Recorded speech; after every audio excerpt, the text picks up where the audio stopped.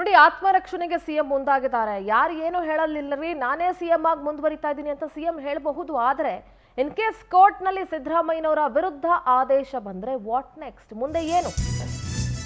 Court ನಲ್ಲಿ ಸಿಎಂಗೆ ಹಿನ್ನಡೆಯಾದ್ರೆ ಮುಂದೇನು? ರಾಜೀನಾಮೆ ನೀಡಬಾರ್ದು ಅಂತ ಸಿದ್ದರಾಮಯ್ಯ ಅವರೇನಾದ್ರೂ ನಿರ್ಧಾರ ಮಾಡಿಬಿಟ್ರಾ?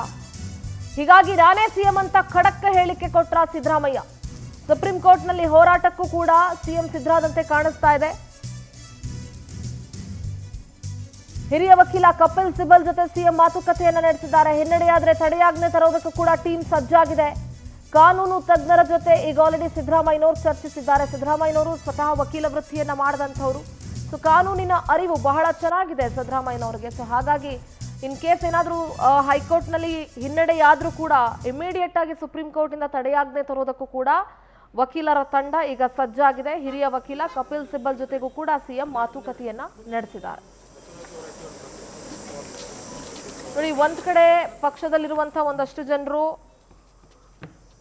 ಏನ್ ಮಾಡೋದು, ಸಿಎಂ ನಾನೇ ಸಿಎಂ ಆಗ್ಬೇಕು, ನಮಗೂ ಸಿಎಂ ಆಸೆ ಇದೆ ಅಂತ ಹೇಳಿ ಸಿಎಂ ಆಕಾಂಕ್ಷೆಯನ್ನ ಬಿಚ್ಚಿಡ್ತಾ ಇದ್ದಾರೆ.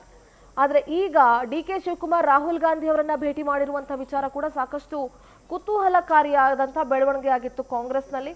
ಎಲ್ಲೋ ಒಂದ್ ಕಡೆ ಮುಂದ್ಗಡೆ ಎಲ್ಲರೂ ಸಿದ್ದರಾಮಯ್ಯನವರೇ ಸಿಎಂ ಅಂತ ಹೇಳಿದ್ರು, ತೆರೆಮರೆಯಲ್ಲಿ ಸಿಎಂ ಸ್ಥಾನದ ಕಸರತ್ತನ್ನ ಎಲ್ಲರೂ ಕೂಡ ನಡೆಸ್ತಾ ಇದ್ರು. ಸೊ ಹೀಗಾಗಿ ಹೇಗಾದ್ರೂ ಮಾಡಿ ತನ್ನನ್ನ ತಾನು ರಕ್ಷಿಸ್ಕೊಳ್ಬೇಕು, ಆತ್ಮರಕ್ಷಣೆಗೆ ಮುಖ್ಯಮಂತ್ರಿ ಸಿದ್ದರಾಮಯ್ಯ ಮುಂದಾದ್ರು.